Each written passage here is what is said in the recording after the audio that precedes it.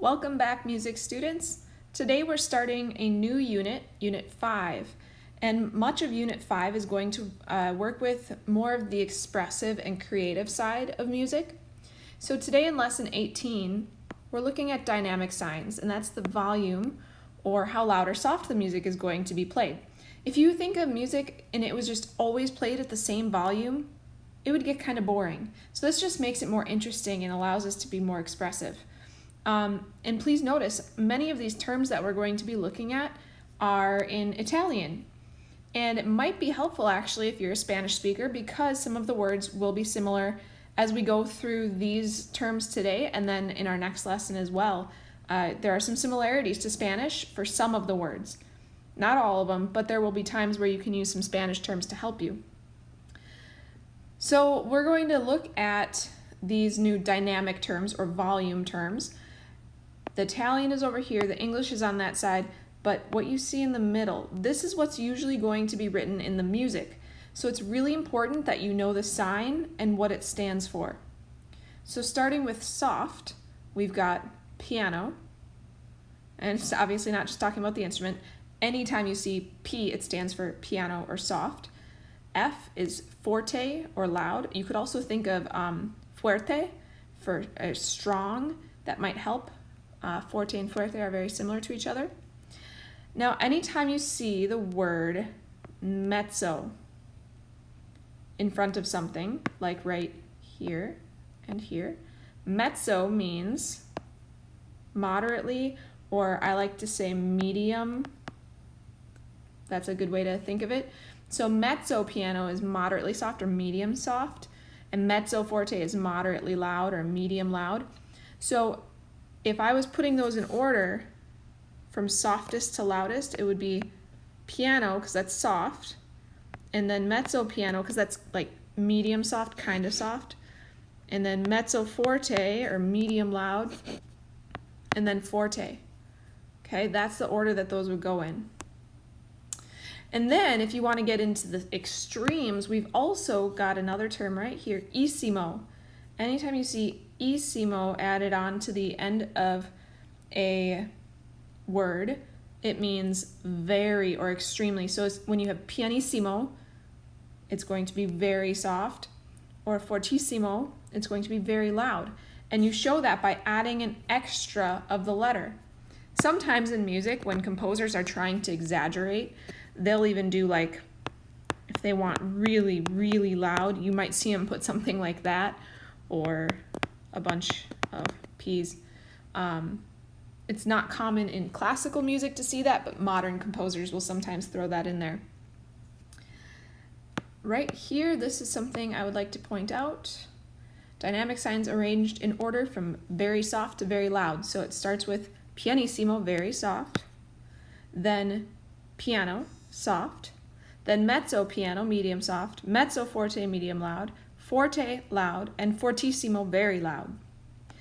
But we can also have gradual changes in dynamics. It doesn't just have to be immediately one way or the other. It could be a gradual change. And so in order to indicate that, we're going to use this box down here. To go gradually louder, it's called crescendo. Okay, so crescendo, you gradually get louder, and you can tell from that sign, it's like it's growing, right? It's smaller on this end and gets bigger over on that end. Now the opposite of that would be decrescendo, or we call that diminuendo. So for that one, you could see the sign in the middle where it starts larger and gets smaller, but you could also see it written out any of those ways over on the side. You could see the full words, you could see the shortened word, either way, okay? But no matter what, diminuendo, dim, decrescendo, decresce, or that sign, they all mean gradually get softer, okay? So now, in the exercises, number 1 should be easy. You're just writing the Italian word for the following dynamic signs. Italian word, not the English translation. Italian. So that's just a matter of copying things down from up above. Now, number 2, I want you to try this. It's there's nothing you need to write, but you're going to actually try doing the dynamic signs. So you're starting out at mezzo forte, which I like to think of that as like a talking voice. And then you're going to crescendo up to forte, so that's kind of loud. And then you're going to decrescendo down to soft, okay? So if I was tapping this, here's how this would go. I will count the rhythm and tap it on my screen. 1, 2, 3, 4. 1, 2, and 3, 4. 1 and 2 and 3, 4. 1, 2, and 3 and 4.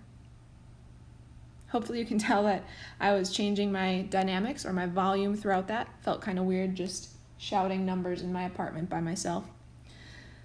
But give that a shot. See if you can do it too. Number 3 usually confuses students a little bit. So I'm going to tell you that you will only use terms one time. All right, one time, that's it. You're going to use all of the terms from up above. So if you count, we have a total of 1. Let me put this into a different color. Let's do green here. So this is 1, 2, 3, 4, 5, 6, and then 7, 8. 8 terms that we learned, and guess what? You've got a total of 8 blanks. So use each once. There are 8 choices, 8 blanks, nothing gets duplicated and nothing gets skipped, okay? You gotta be careful. Think about the keywords, and I'm gonna highlight the keywords here to help you. So wake up, whispered Ron. So you're gonna put the dynamic sign that would fit whispering. And then he walked softly to the door, or out the door. They heard a moderately soft sound, which became gradually louder and roared very loudly. Faded away gradually, so that's getting softer gradually. Moderately loud voice, and then shouted. Okay?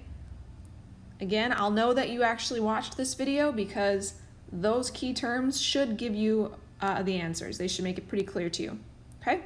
So really, if you're going through this assignment, there's nothing you need to do in number 2.